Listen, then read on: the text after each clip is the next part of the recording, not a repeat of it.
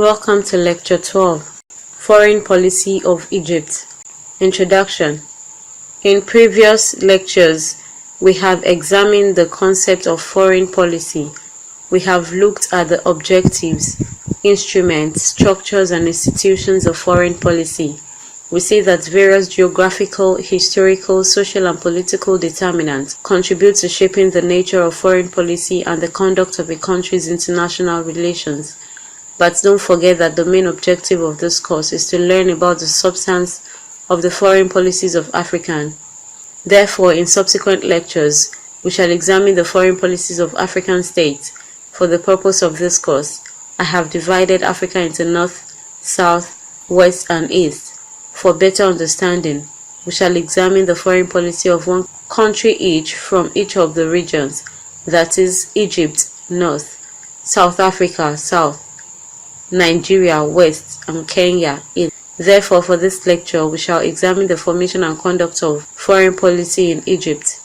At the end of this lecture, you should be able to describe the strategic importance of Egypt on the African continent. Explain Egypt's foreign policy. Content. Egypt occupies a strategic position on a land bridge between two continents, Africa and Asia, and a link between two principal waterways, the Mediterranean Sea and the Indian Ocean. Most of the country lies in Africa, but the easternmost portion of Egypt, the Sinai Peninsula, is usually considered part of Asia. It forms the only land bridge between the two continents. Most of Egypt's terrain is desert, divided into two unequal parts by the Nile River. The valley and delta of the Nile are the main centers of habitation. The capital and largest city is Cairo. Egypt is the third largest economy in the Middle East and North Africa (MENA) region after Iran and Saudi Arabia. Its gross domestic product in 2009 was $152.3 billion, making it a similar size to the Czech Republic and Singapore. The Arab League headquarters is in Cairo, and the Secretary General of the League is traditionally an Egyptian. Former Egyptian Foreign Minister Moussa is the present Secretary General of the Arab League. President Mubarak has often chaired the African Union, formerly the Organization of African Unity. Former Egyptian Deputy Prime Minister Boutros Ghali served as Secretary General of the United Nations from 1991 to 1996. Egypt is a key partner in the search for peace in the Middle East and resolution of the Israeli-Palestinian conflict.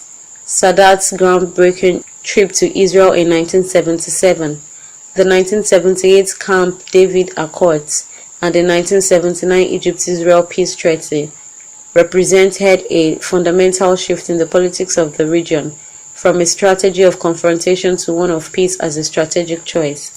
Egypt was subsequently ostracized by other Arab states and ejected from the Arab League from 1979 to 1989.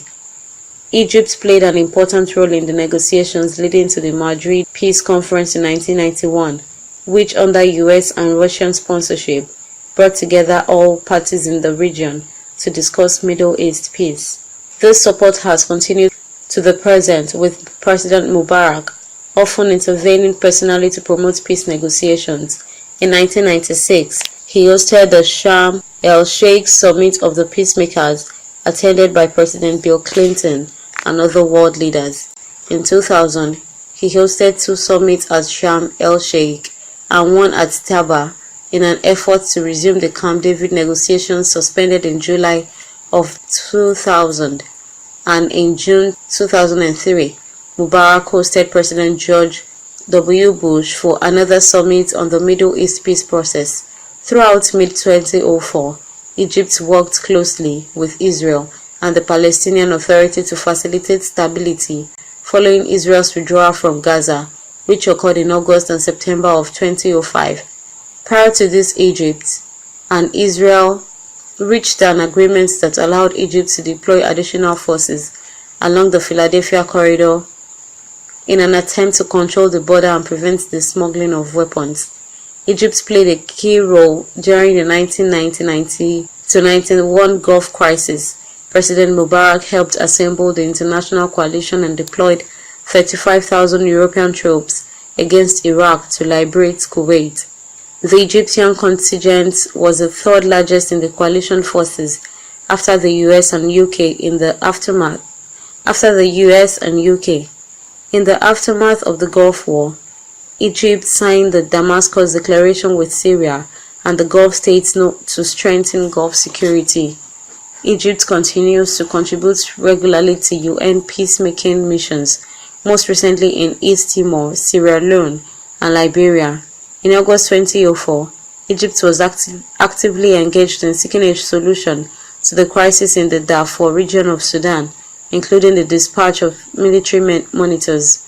Following the September 11, 2001 terrorist attacks on the United States, Egypt, which has itself been the target of terrorist attacks, has been a key supporter of US efforts against terrorists and terrorist organizations such as Osama bin Laden and Al-Qaeda. In July 2005, terrorists attacked the Egyptian city of Sharm el-Sheikh. In the same month, Egypt's envoy to Iraq was assassinated. Factors affecting Egypt's foreign policy. Geopolitics. This inevitably shaped Egypt's foreign policy. Egypt occupies a strategic position as a land bridge between two continents and a link between two principal waterways, the Mediterranean Sea and the Indian Ocean. It must therefore be strong enough to dominate its environment or risk becoming the victim of outside power.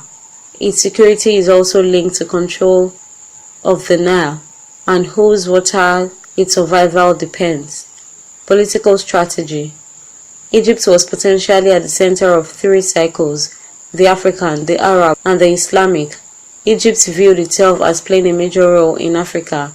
Beyond that, was long a leading mover in the wider Third World camp and a major advocate of neutralism and non-alignment. This geopolitical importance made the country the object of interest to the great powers, and when Egypt was strong enough as under Gamal Abdel Nasser allowed it to play the great powers against each other and win political support and economic and military aid from all sides. Even the weakened Egypt of Hosni Mubarak was able to parlay its strategic importance in the Arab-Israeli conflict and as a bulwark against Islamic political activism into political support and economic aid from both the West and the Arab world.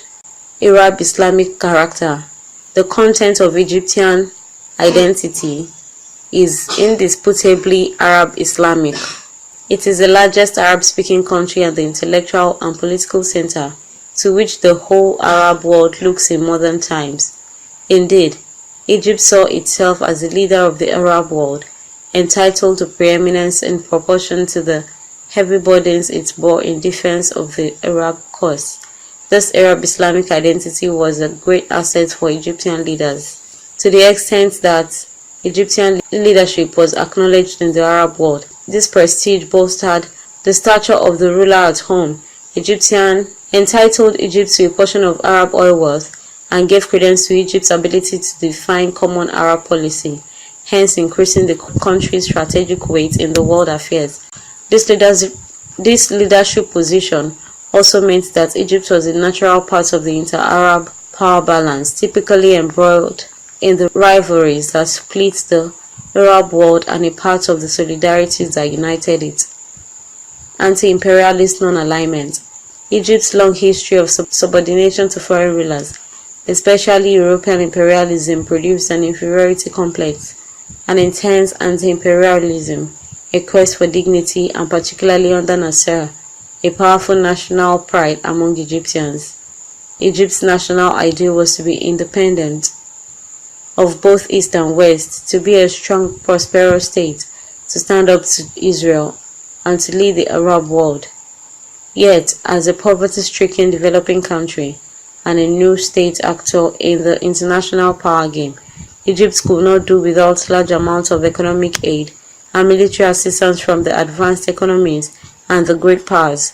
Such dependency, of course, carried heavy costs and threats to national independence. The problem of dependency could be minimized by diversifying aid sources al-Nasser initially pursued a policy of balance between East and West, which won aid from both sides and minimized dependence on anyone. United Nations support for Israel after the June 1967 war made Egypt ever more dependent on the Soviet Union for military aid and protection, but this dependence was in part balanced by increasing financial aid from the conservative Arab oil states. By the late 1970s, President Anwar al-Sadat, in choosing to rely on American diplomacy to recover Egyptian land from Israel, and in allowing his ties to the Soviet Union and the Arab world to wither, had led Egypt into heavy economic and military dependency on the United States.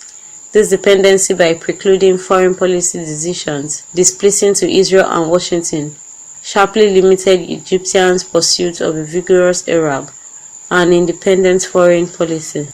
Egyptian foreign policy objectives include fostering peace and stability regionally and internationally, abiding by a balanced foreign policy that is related to the strategic goals and interests within an Egyptian independent decision-making, entrenching the principle of mutual respect among nations, adhering to the principles of international law, respecting covenants and charter, supporting the role of international organizations, enhancing solidarity among nations, and prompting efforts to reform the United Nations, paying special attention to the economic dimension of international relations, considering the Arab sphere a key active domain for Egypt's foreign policy, while continuing to concentrate on the foreign activities related to other vital spheres, namely the Islamic and African and Egypt's relations with the Nile Basin countries.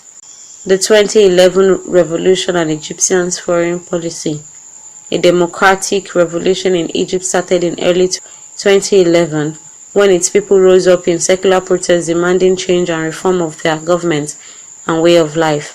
But the confrontation quickly transitioned into chaos and a vicious and violent struggle for power as the Muslim Brotherhood and other professional Islamic agitators joined in, bringing a reaction from Egypt's security forces. This revolution has greatly affected Egypt's foreign policy, a dramatic change in Egypt's foreign policy since the ouster of Hosni Mubarak aims to help reassert Cairo's leadership in the Arab world, establish good relations with all powers in the region, and give priority to Egyptian interests. The world continues to await the outcome or fallout of the revolution. Read about the revolution and how it has affected the country's foreign policy. Summary. 1. Egypt occupies a strategic position as a land bridge between two continents, Africa and Asia, and a link between two principal waterways, the Mediterranean Sea and the Indian Ocean. Egyptian foreign policy objectives include fostering peace and stability regionally and internationally, abiding by a balanced foreign policy that is related to the strategic goals and interests within an Egyptian independent decision-making, entrenching the principle of mutual respect among nations, adhering to the principles of international law, respecting covenants and charter, supporting the role of international organizations, enhancing solidarity among nations, and prompting efforts to remove the United Nations, paying special attention to the economic dimension of international relations, considering the Arab sphere a key active domain for Egypt's foreign policy, while continuing to concentrate on the foreign activities related to other vital spheres, namely the Islamic and African, and the Egyptians' relation with the Nile Basin countries. End of Lecture 12. Thanks for listening.